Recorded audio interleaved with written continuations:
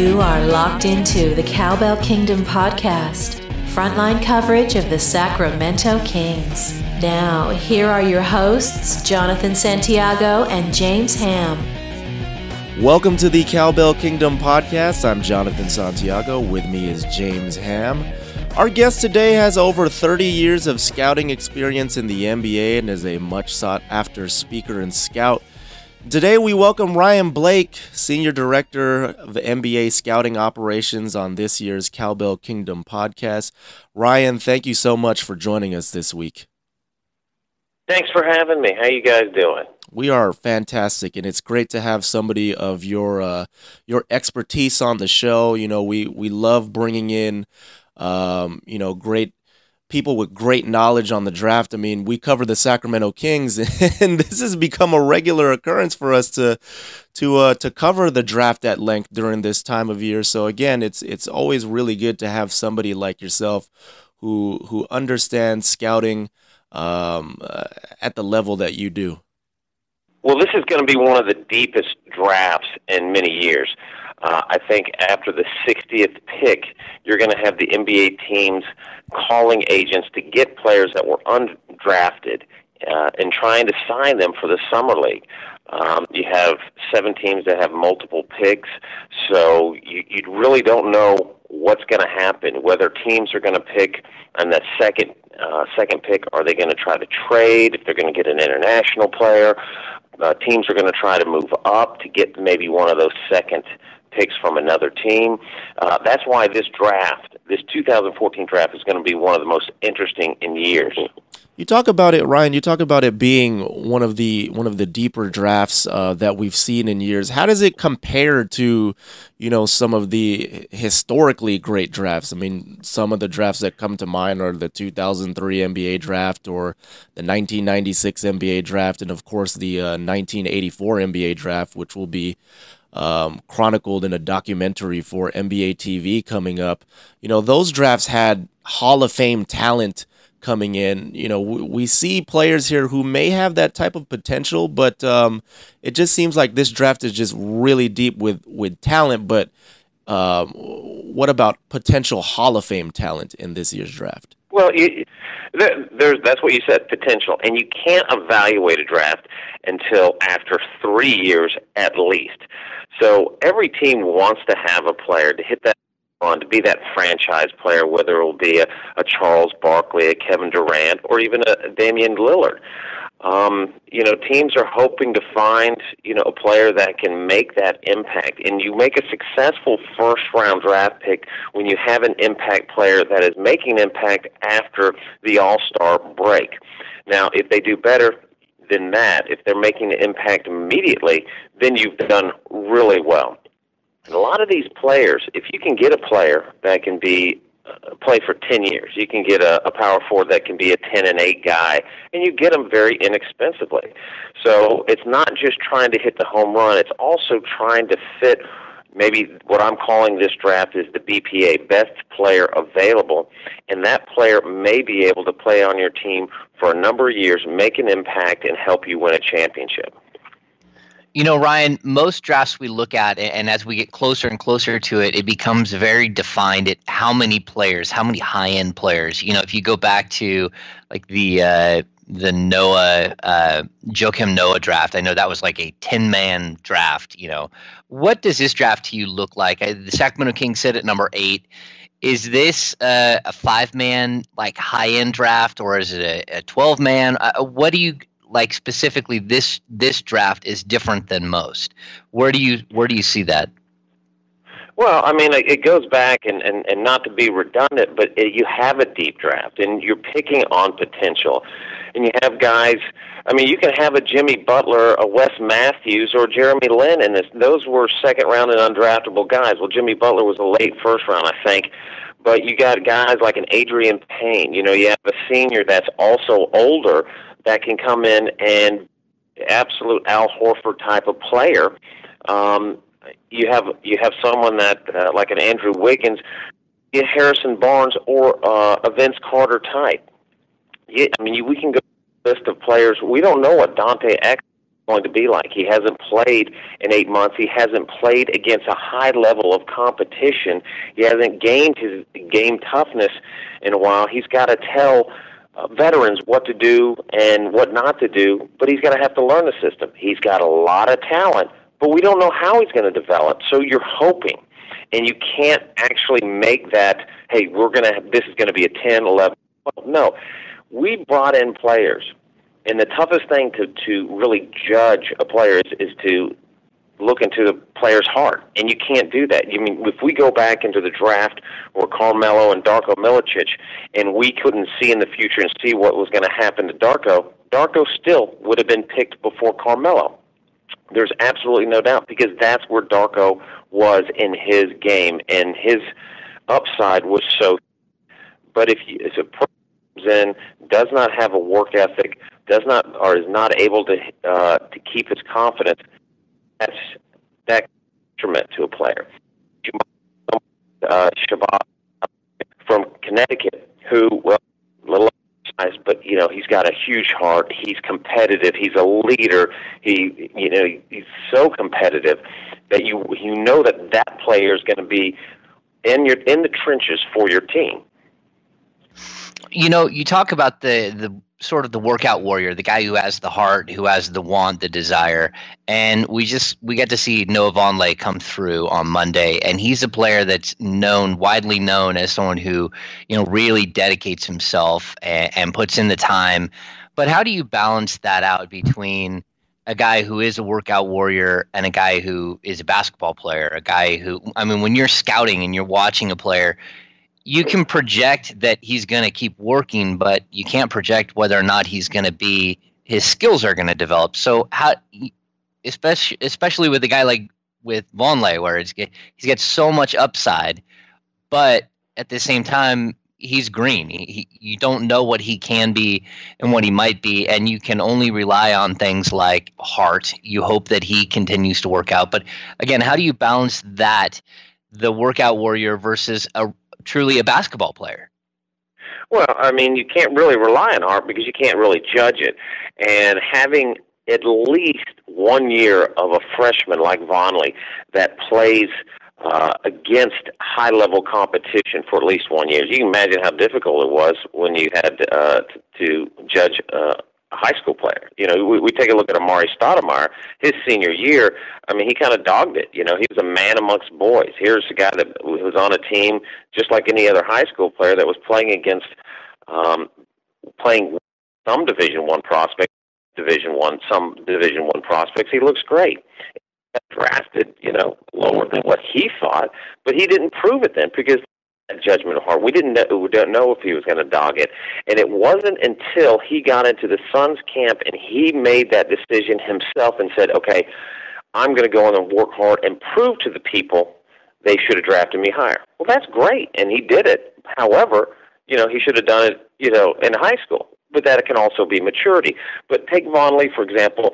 You have a guy that is relatively young, hasn't been playing basketball that long, similar to what Chris Bosh was like. Chris Bosh coming from Texas to Georgia Tech, and you got to see him against competition. You got to see him develop. You got to see him play basketball and progress and develop. So you gauge that way.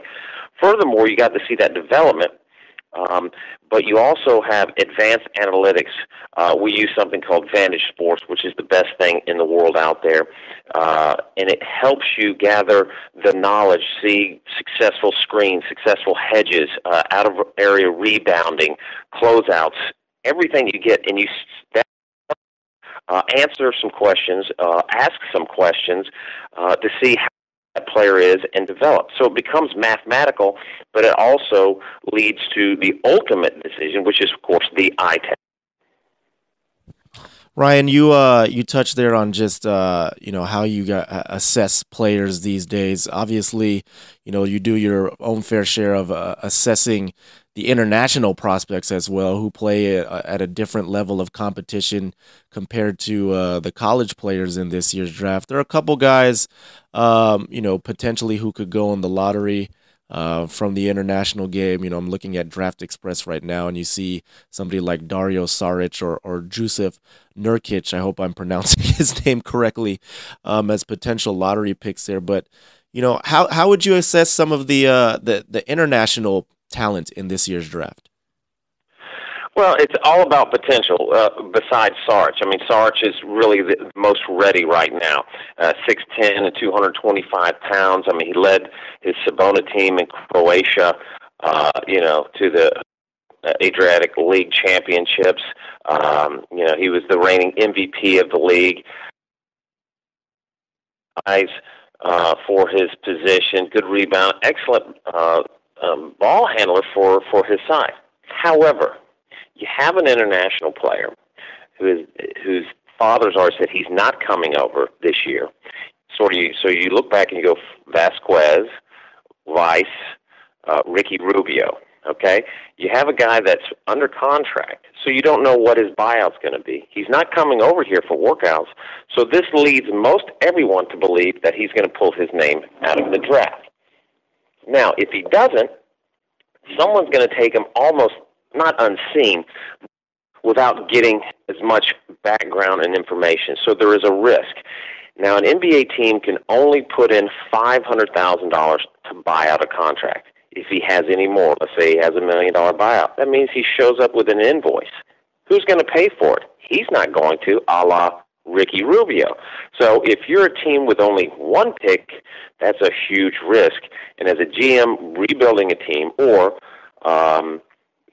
someone that needs a player right away, that's a high risk, not coming over. Again, it's difficult.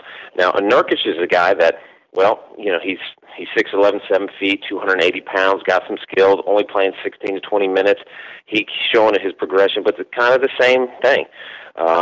If you're a team that has a multiple pick, you're not unsure, you can pick him for the future. You don't have to offer him a buyout if he's under contract, and you let the team overseas develop him. Now, in years past, I started talking about this. We were having guys, a lot of international guys that were going to start drafting in that same strategy in the second round.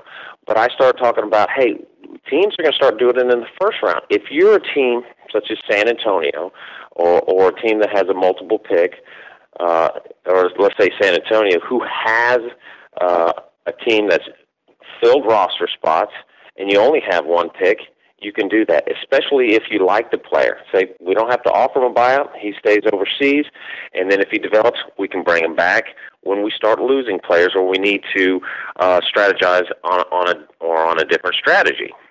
All right, we don't want to keep you too long, but man, this conversation has been so enlightening and really great stuff with you, Ryan. But who are some diamonds in the rough in this year's draft? Some guys who are maybe projected to be, maybe late first round picks, early second round picks, even mid to late second round picks, undrafted guys. Talk about the depth of this draft. But who are some guys that you see and that you've watched and you think that guy might have Jeremy Lin type potential? That guy might be like the next Wesley Matthews or potentially the next Isaiah Thomas.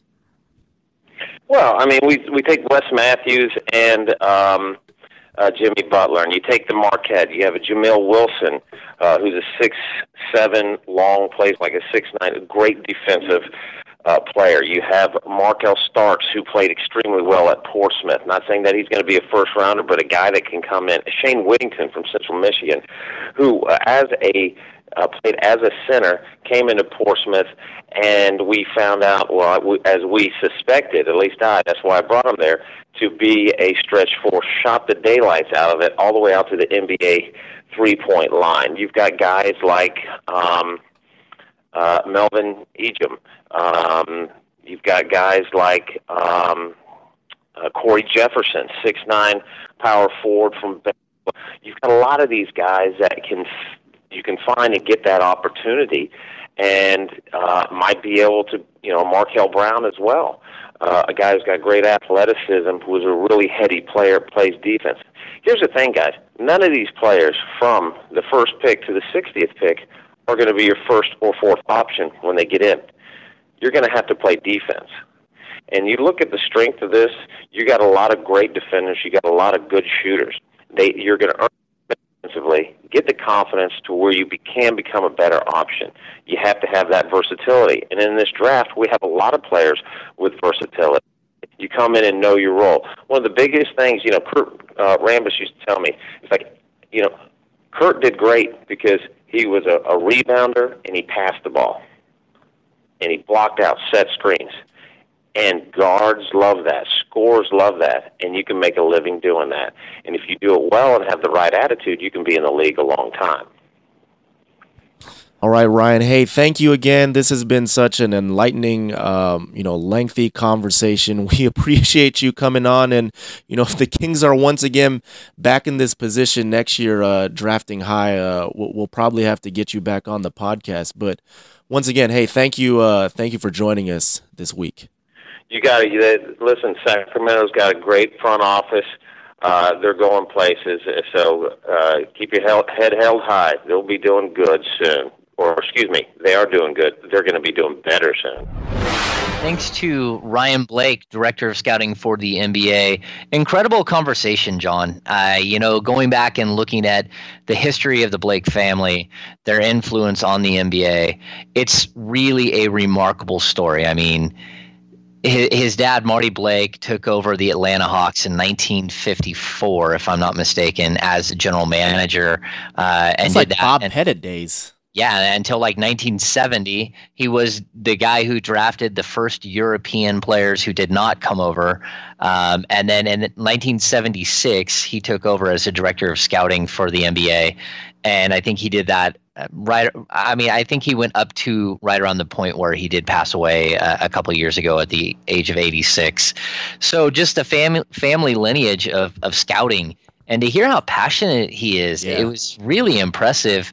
Just such good information, such good basketball conversation.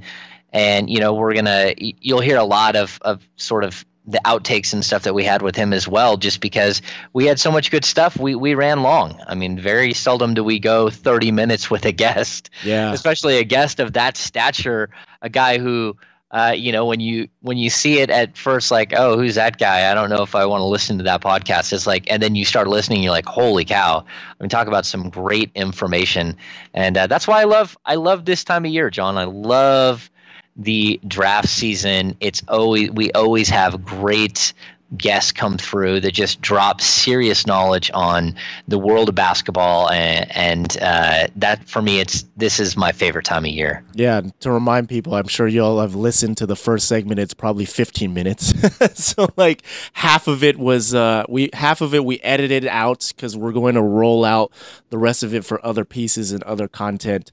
Throughout the next week or so. So be on the lookout for that. But yeah, it was just such a phenomenal conversation. And, hopefully we can, if the Kings are back in this position next year, we would prefer them not to be.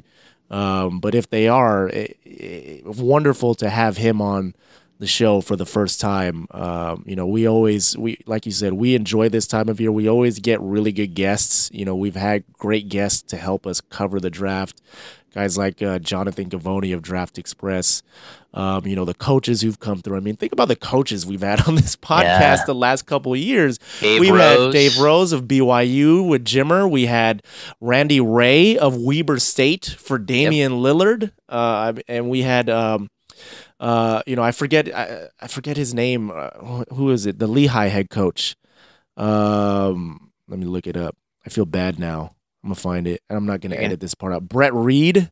Yeah, for Brett last Reed. year for CJ McCollum. We get some really good guests, and we've got another small school, mid-major school guest coming up. You'll be on the lookout for that probably next week, but we won't tell you who it is for one of these mid-major NBA draft prospects in this year's draft. But yeah, we've had some really good guests, and it's just a good time of year to to break these things down and even like look back. I mean, just to be able to look back like now 3 years or 2 years ago, 3 years ago now in 2011 to the 2011 draft where we had Dave Rose and we talk about Jimmer Fredette, and now we have some time to like actually reflect back and see the progression or the lack thereof of Jimmer Fredette's career relative to the conversation we had a few years ago with his college coach.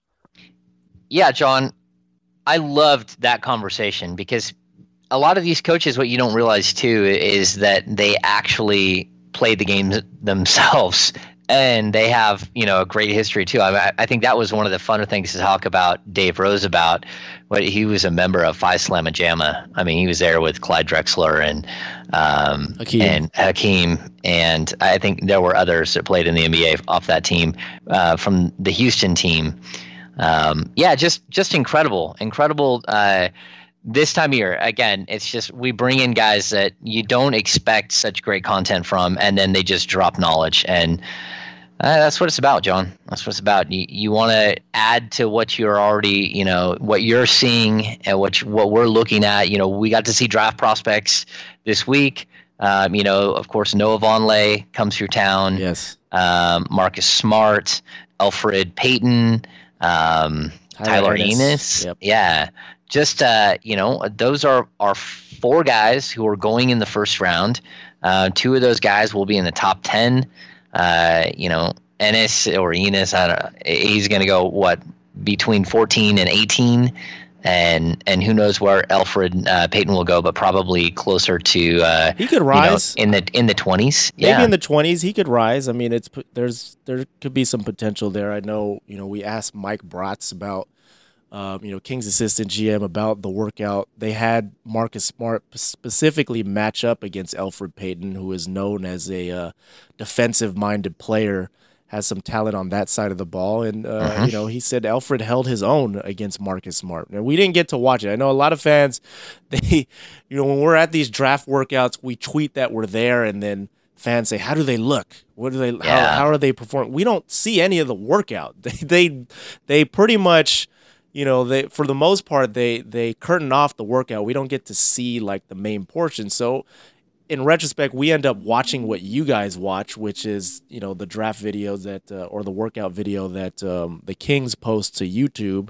And we see some shooting, but there's not much you can see. And again, like it's interesting, talking to Mike Bratz afterwards. He seemed to be like a little bit more sold on some of these players after watching them. Obviously, he spends a lot of time watching these guys progress throughout their careers, even dating back to high school. He's talking about knowing about Marcus Smart since his days in Texas, because he lives in Texas. His son, goes to high school in the same district that Marcus Smart went to. So he's known about Marcus Smart for a long time. So he's gotten enough data to see Marcus Smart and how he performs in an actual competitive basketball setting. But at the same time, you do have, I think there are some workouts that come along like this where you have like a good matchup and it turns some heads and makes you think a little bit more about the guys that you were checking out. I found it really interesting. Brad's talked to us in that conversation about Marcus Smart that he was not allowed to go watch Marcus Smart play because of his job title and what that would mean. It's a violation. It's an NBA violation for for professional, talent evaluators, front office personnel to go watch a potential draft pick workout, or play at the college at the high school level. So I found that interesting. That, and the other thing I found really interesting is Mike Bratz told us that during the year, especially early in the season, that scouting trips to colleges are really inclusive. Like they allow this guys like Mike Bratz, assistant general manager, scouts, GMs to actually sit in on practices. Yeah. So he'd actually seen these guys practice, Tyler Enis playing at Syracuse, walking through practice with Jim Boeheim. To me, those are like things that you don't typically hear, but it was cool to get like a little bit more knowledge on how that draft process works, how the scouting process works. So these guys get to watch how they speak to their teammates, how they respond to a coach, how they work out in the weight room, sort of more of their habits. They get to interview people like the strength and conditioning coach, the assistant coaches who spend more time with individual players. Sometimes even, the guys following them around on campus. Remember, Pete, when we had that luncheon, the media luncheon that we were invited to with Pete D'Alessandro, he talked about how scouts, these kids should know that they're being watched every single move, and they're scouts who will follow these kids around campus and see, are they going to class, and if they are going to class, like how are they interacting with their classmates? Are they sleeping? You know, are they talking? Class? You know, they. I mean, it's such a thorough process. Yes, because you're investing a lot of money here. You are investing, you know, potentially millions of dollars into a kid that, you know, will either change the fortunes of your franchise or keep your franchise at the bottom of the barrel. So you have to be sure of these things. And I think, you know, you want to you just want to get to know them as people, because I think once you kind of get to the core of who a player is, that kind of tells you how they're going to work in an NBA environment, how hard they will work, and whether or not they'll work hard enough to not necessarily reach the potential that everybody says they have, but just, you know, work towards it. So let's talk about the draft. Let's talk about this year's draft. And we got to see some players earlier this week, 2 group workouts featuring a couple potential lottery picks. Did anything stand out to you in terms of just talking to some of the guys that we saw? You know, the guys we mentioned, Marcus Smart, Noah Vonleh, Tyler Ennis. Well, anything Vonleh, you know, Vonleh to me is the real wild card of this draft. Yeah. I don't, you know, looking at his body, I just don't even know what to make of his body. I mean, the guy is a workout freak. That's what people should know. You know who he reminds me of now? Like, you try to figure out what he is, or like who does he compare to? I know physically we had kind of come to a thought that like maybe Earl Clark, but if he grows, he kind of reminds me of Chris Bosh. I mean, I could see a little bit of Bosh. I mean, what you're looking at is the long neck, tall head player. I mean, we watched him walk up to Sharif Abdul-Rahim, who's 6'9", and he went to shake Sharif's hands, and his shoulders, you know, were like a good 2 or 3 inches lower than Sharif's. To me, he's just so oddly built. I mean, he's got thick legs. He's not like a skinny leg kid. He's got huge arms, big guns. He's again, huge feet. He has the look of a kid that is about to grow some more. And I asked him, you know, is it possible? I mean, he's only 18. Are you going to grow some more? Is that possible? And, you know, because I assume that these guys have been to doctors and have had their growth plates looked at. And so, I mean, the dude looks like his body is prepping to extend. Like I know I have, everyone knows I have kids. You can watch your kids bulk up and then grow. It's this process. You look at them, you're like, they look a little pudgy in the face. And then all of a sudden they look long in the face. And you're like, let's measure. It's like, okay, you just grew a half inch. You know, it's this weird like accordion thing that kids do. Well, this kid could grow for another 2 or 3 years.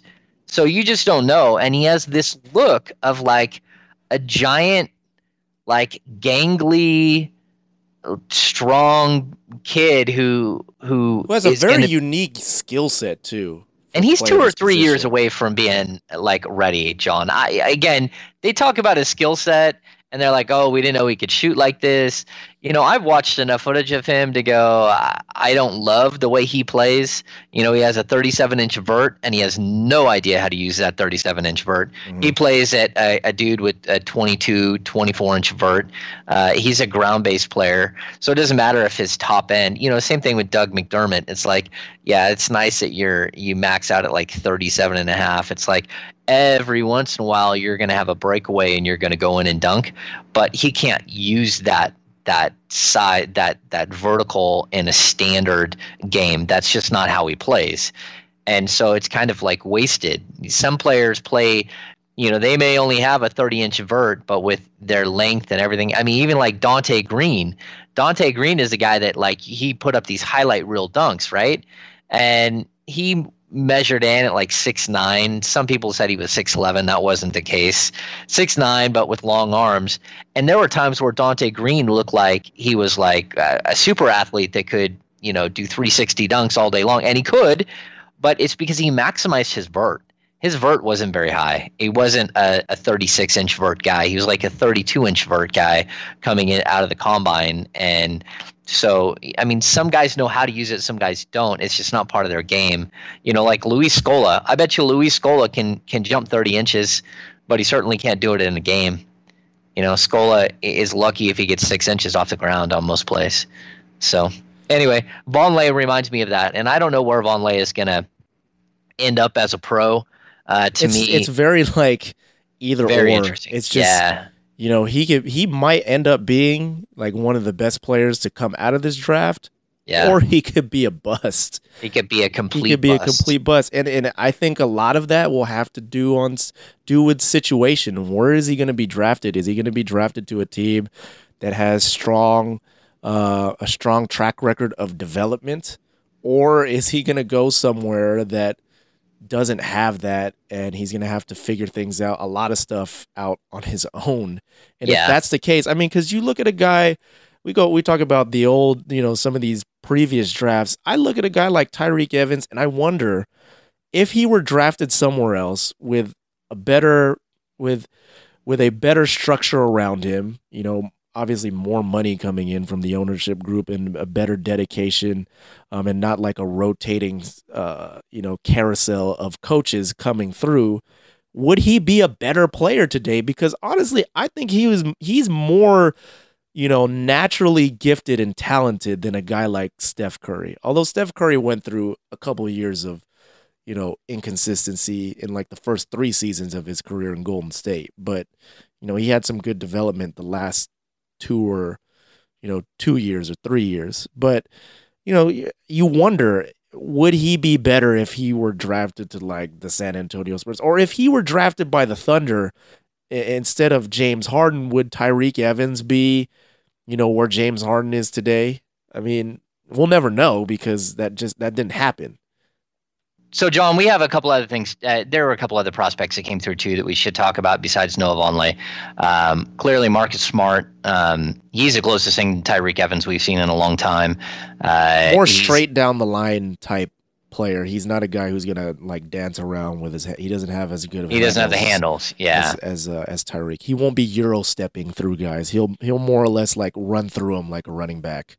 Yeah, and not only that, he's a very good defensive player. He's a player that does have, on the court, he does have a solid head on his shoulders. He is a two-way player. But I don't know that the Kings would be interested in Marcus Smart at all because, number one, they have Ben McLemore at the 2. Number 2, I don't think that Smart is a point guard. I think he's a point guard in the way that Tyreek Evans is a point guard, except for he doesn't have the handles. And that tells me that that's not a good mix. The Kings aren't looking for another offensive weapon here in the first round, at least in my opinion. If they take a guy like Vonleh, it's because he has so much potential upside that you can't pass on him. You saw too many things in a workout and you say, that guy is going to develop. But a guy like Marcus Smart, you know who he is. The sample size is large enough and the body development is far enough along that you know exactly who he is as a player. And I don't think the Kings are interested in Marcus Smart. And maybe I'm wrong there. But, I think that they would look at the other 2 point guards and be a lot more intrigued by them and Alfred Payton. And then, Tyler Ennis. And, Ennis is probably the best pure point guard in this draft.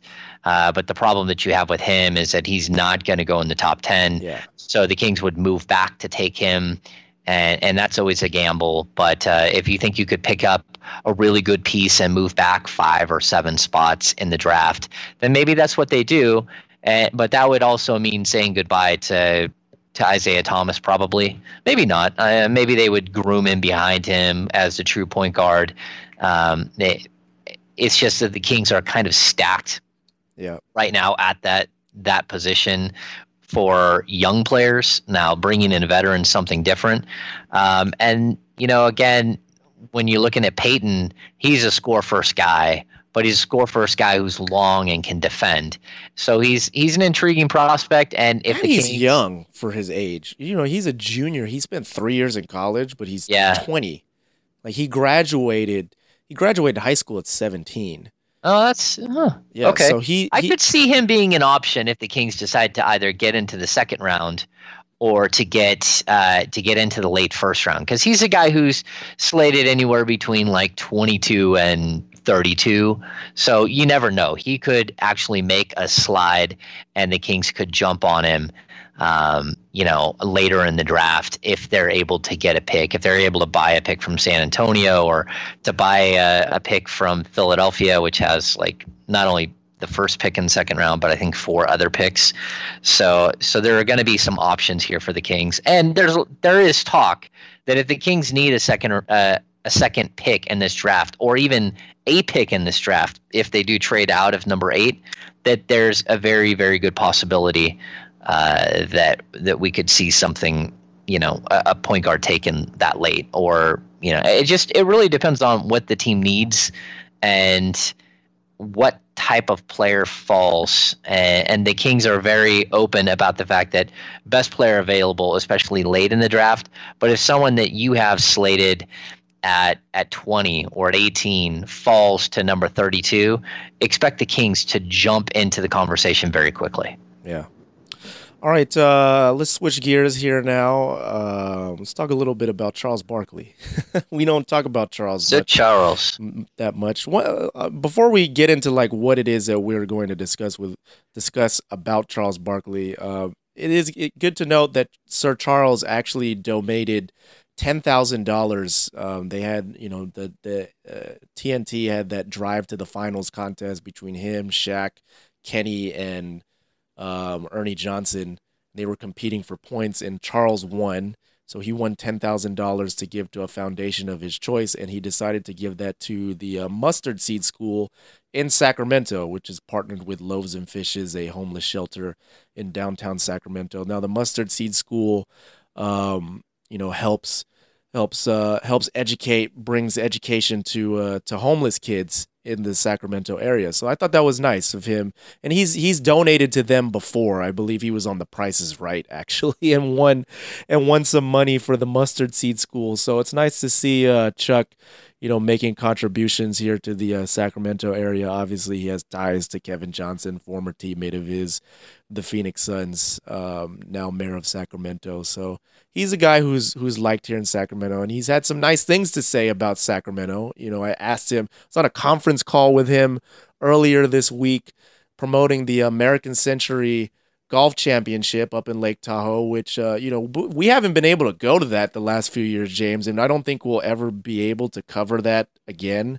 Maybe we will in the future, but we can cover it. We can, because there's no Sacramento Kings. There's no Sacramento Kings there, but at the same time, usually Summer League runs right at the same time. So we just don't really have the time to be at both, because we're in Las Vegas for Summer League. But it's a fun event. If you're out here in the Sacramento area or in Lake Tahoe, you listen to us, I recommend, they're not even paying us for this, but I just think it's such a fun event that I recommend you going and buying tickets and checking it out.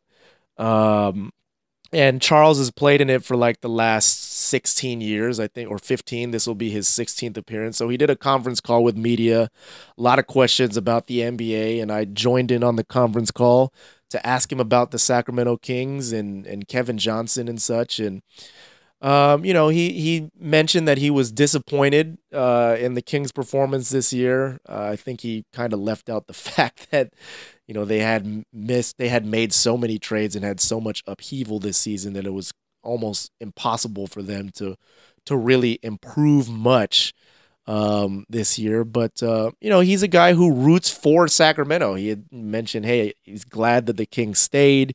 He wanted them to stay. He's proud of his friend, his former teammate, Kevin Johnson, and all the work that he did to keep the team here in Sacramento. And that he loves the fans here in Sacramento. I mean, he said, like, the fans in Sacramento, you guys know it. You guys who are the fans that listen to our podcast, you guys know your reputation around the NBA and around the world as some of the best in all of sports. Charles talking about how in the 80s, when the Kings were not a good team, old Arco 1, Arco 2 would be stacked and packed to the brim with fans selling out each game. So he'd like to see the Kings improve. He doesn't really think that they're that close. We could probably agree to disagree on that. But, of course, when we talk about the Sacramento Kings, you can't go without asking a national guy's opinion on their franchise player, DeMarcus Cousins. And, I asked him about asked Charles initially about DeMarcus, and he hesitated. He didn't really want to talk about it because he thinks, every time he says something critical about DeMarcus, he hears back from channels in Alabama, both guys from Alabama, telling him, hey, why do you hate DeMarcus Cousins? And he kind of gets the sense that DeMarcus doesn't like him because he's been critical of him in the past. And I had, I found that a little bit funny because I think, there are times where DeMarcus, he can get upset with things that are written about him or said about him if he doesn't feel it's fair. And I mentioned that, hey, that happens to us too here in Sacramento. So even you being a national guy based out of Atlanta, don't feel like you're alone. It happens to us local guys here in Sacramento as well. And this is what Charles had to say about that. In terms of DeMarcus's dealings and perception of the media's coverage of him. You know what? And the kid thinks we don't like him.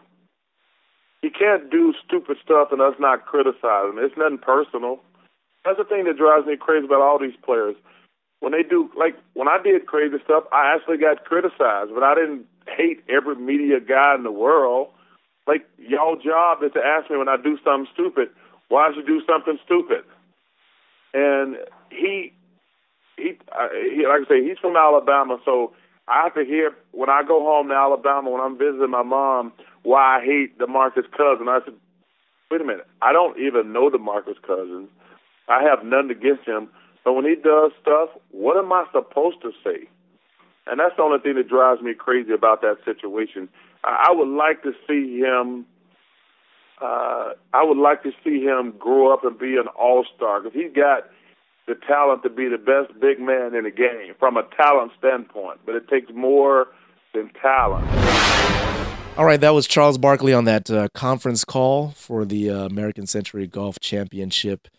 And when it was funny, like I had brought that up, I didn't expect him to go off, but I guess I said something to him during that conference call that triggered him to give that response. And personally, a lot of it is true. A lot of it is true. What he was saying about how sensitive sometimes DeMarcus can be to criticism. We can write 10 great things about the guy, but the moment you write one negative thing, and DeMarcus, to be fair at the same time, DeMarcus is probably not the only guy who feels this way. He's probably one of the guys who voices his displeasure about it. But I'm sure there are a lot of guys out there, professional athletes in general, who would react the same exact way. But it happens. You write 10 good things about a guy, and then one negative thing comes out, or one thing that doesn't that player may not necessarily agree with comes out, and all of a sudden you're like,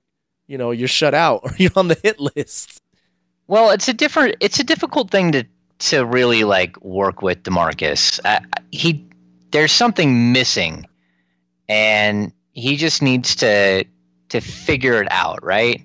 He needs to figure out that when somebody writes something about you that whether you like it or not is true, it's part of their job to do that. We have to add context to everything that we write. When DeMarcus Cousins gets suspended, we have to write about the other 6 times he got suspended. When DeMarcus Cousins gets in a fight off the court in the locker room, a confrontation with one of his teammates, we have to write about the other times that we know that happened. And he doesn't like that. He doesn't like that he doesn't get like a clean slate all the time. And, it's like if we were to, if let's just give an example. If Rudy Gay goes into a tirade and throws a soda at a fan and, kicks a ref in the nuts. That's extreme for Rudy Gay. It is. It's extreme. Okay, but if he does that, the story that we write is that Rudy Gay did something totally out of character for him, because we have seen enough of Rudy Gay throughout his career to know be pretty bad though too. That there's context. So, but you have to look at a situation and say it's just, I mean, Marcus Smart is dealing with this, right? Yeah. Marcus Smart had a fan say some things that a fan shouldn't say to a player. He lost his cool. Now he's got to answer the questions. Okay, and now that's going to be part of Marcus Smart's past. If he does that again, then you can go back to the first time and say, look, it happened once before, and maybe there's an issue with his ability to deal with heckling or fan interaction. Okay, but it's, going back to Rudy Gay, if Rudy Gay did something like that, you'd be like, oh my gosh, something major happened. We don't know, whether he had like some sort of break, like mental break, or if someone had said something so incredibly inflammatory. You'd have to look at the situation differently, because his track record says that that's out of, it's an outlier. It's not something that happens in his daily interaction. Now with DeMarcus, it's a trend. That's what these things are. They show that, yes, he may have gotten better, but he's not all the way better, because we still have all these things that have built up and we're looking at them. And I mean, I wish we had a clean slate. I wish that every coach comes in and says, we have a clean slate. Well, that's just not true. It's not true. And Michael Malone has told us that. It's just not true. We say, I'm going to let you prove who you are to me, and then we're going to go from there. And you hope that he grows through all of this. But for me, if I'm DeMarcus Cousins and I had a PER of like 26 last year, and I'm the best center in the game offensively, and all around you have to put him in the top 2, and you get one first place All NBA vote and only 14 total All NBA points, whatever it was, and you don't even make the third All NBA team, you have to start looking at yourself and saying, how can we deal? How can I get better? How can I, build my reputation and get past this? And I hope that he can. I hope that every year he grows. I know he's doing like anti-bullying campaign with Mitch Richmond. I hope that works. I hope that's something that he takes to heart and looks at. It's a never-ending battle, and you have to feel a little bit for DeMarcus, because I don't think he understands that. What we're talking about here. I don't think he fully. There's just a link in the chain that's missing, and I hope that he gets that. And it's not like I'm saying something's wrong with him. I'm saying that when you listen to Charles Barkley, it's like, look, someone can be critical of you and still like you. It's not like we dislike DeMarcus Cousins. No. But we have to be critical. It's part of our job to be critical. It's part of our job to say the uncomfortable. Yeah, and I think too, to interrupt you, James, there are times where we've seen him unfairly treated by the NBA because of his reputation or by other folks, and like we've come to his defense. There have been moments where we're like, that's just like completely. That's not cool, because because of his reputation in that case, he's, somebody should say something that is not right. But at the same time, on the other side of the coin, you understand why that happens. Like the OJ Mayo situation of a year ago, when he, according to the NBA investigation, he hit him in the nuts. I thought it was incidental contact. I didn't think it was intentional, but again, what you're talking about, the reputation, the history, the background of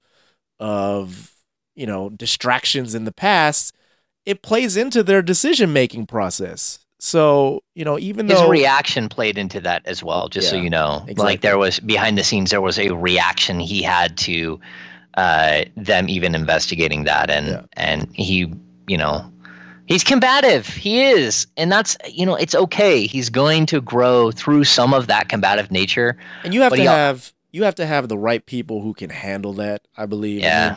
You have to have people who aren't going to get defensive when he goes at you. Like, I think Isaiah Thomas has that. DeMarcus can cuss at Isaiah. I mean, I'm sure if you're fans who are listening to this podcast and you've sat like anywhere near the court, I'm sure you've heard them go back and forth before. and you've heard DeMarcus go at Isaiah, and Isaiah, he has the personality. He knows it's DeMarcus being DeMarcus. He knows he's his talented big guy, and he needs him at his side to win. And this is just one of those situations where we're not getting along right now. But it happens, and you have to have players who have that personality that allows them to like let some of the roughness of DeMarcus Cousins just pass them by. It comes, it happens. He's upset, he's frustrated, he's going at me. I don't take it personal. I know where it's coming from because I know that he's emotional and he's doing it. He's communicating like his passion to win the wrong way, but I know at the big picture here that he's doing it because he wants to win. He wants to be successful. He just has to figure out a way to communicate better his desire to win, I guess you could say. Yeah. I mean, he's got some growing to do. Yeah, and he's still 23. I mean, again, like he's 23 years old.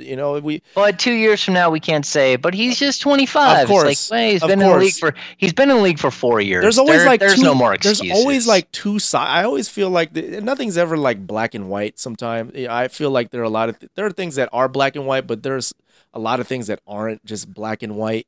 You could say, yeah, he's 23 years old, and if you were in that position, you have all this stuff happening to you, and you're, all this pressure. Like that's a lot. There's a lot of weight to bear on your shoulders as a 23-year-old kid. Because I know when I was 23, 4 years ago, 5 years ago, it doesn't seem that long ago, I wouldn't have been able to deal with all the issues that he deals with in his life. But at the same time, you also say, hey, you made a decision to become a professional basketball player, and this is part of the responsibilities.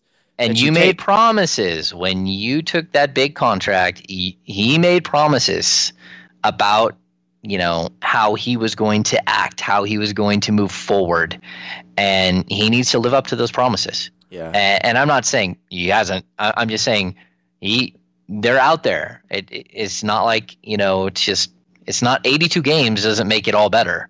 Yeah. This is a commitment that he's made for, the next 4 years.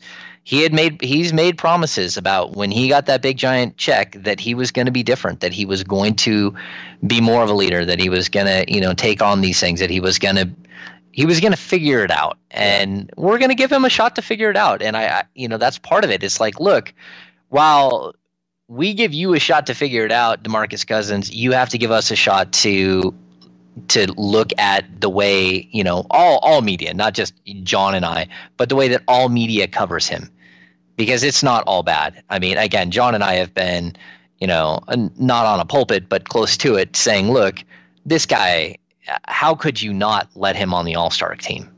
I mean, seriously, how can you not let him be on the All-Star team? How many people are on Team USA, and how many people are on the All-Star team? Are there more? You're going to let him like represent the country, but he can't represent the Western Conference. Or the Western Conference? Yeah, to me, it's like, look, there needs to be, you can't say it's about win-loss record because, no one in the Eastern Conference deserves to be in the except for the Miami Heat. And a couple of Pacers, but no one else would deserve to be on the All-Star team. And the same goes for Kevin Love. Kevin Love is, revered around the league. Well, you know what?